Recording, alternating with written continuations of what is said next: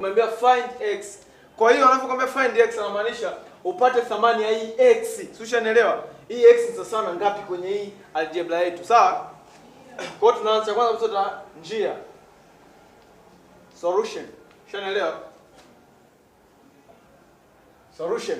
Kwa hiyo cha kwanza utakachokifanya, hakikisha namba zote zisizokuwa na x zikae kivyake na namba zote zenye x zikae kivyake. Kwa hiyo zinazofanana zinakaa wanani, kifupi ndege wanaofanana wanaruka pamoja. Kwa hiyo tutachukua hii 9x. Ushanielewa? Unaangalia inayofuata ina x? Unaachana na unafuata inayofuata ni ngapi? X.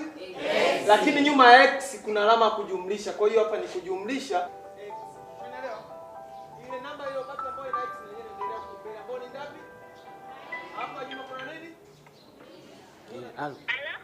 Karibu chupuchu na puchu na karibu chupuchu na puchu na Aisenda kupigia, niko wizarani mara moja hapo, tunaishi nafuatilia. Ndakupigia niko wizarani mara moja, nasema niko wizarani hapa mara moja nafuatilia muda. X 9 ukiongeza na x moja zinakuwa ngapi? 10x unajumlisha na 40 ni sawa sawa na 100 na sio jibu bado. Tunatafuta thamani ya x, lazima hii x ibaki peke yake. Kwa hiyo hii ambayo ifanana na hii x inamtoka inampisha unamfuata huyu mwenzake ambaye wanafanana, si ndio? Sababu na hii ina x, kwa hiyo itakuwa 10x kujumlisha, maana hii itaondoka.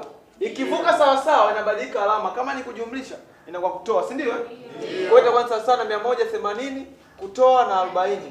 Inakuwa 10x ni sawa sawa 180 kutoa 40 inabaki ngapi?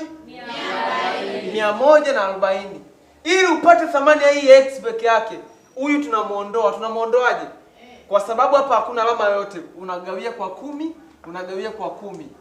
10 na 10 wanaisha, nabaki x ni sawa sawa na 140 kugawia 10, ambayo huyu na huyu akiisha nabaki 14 juu ya 1, ambao ni sawa sawa na x ni sawa sawa na 14 kugawia mtu mmoja si 14?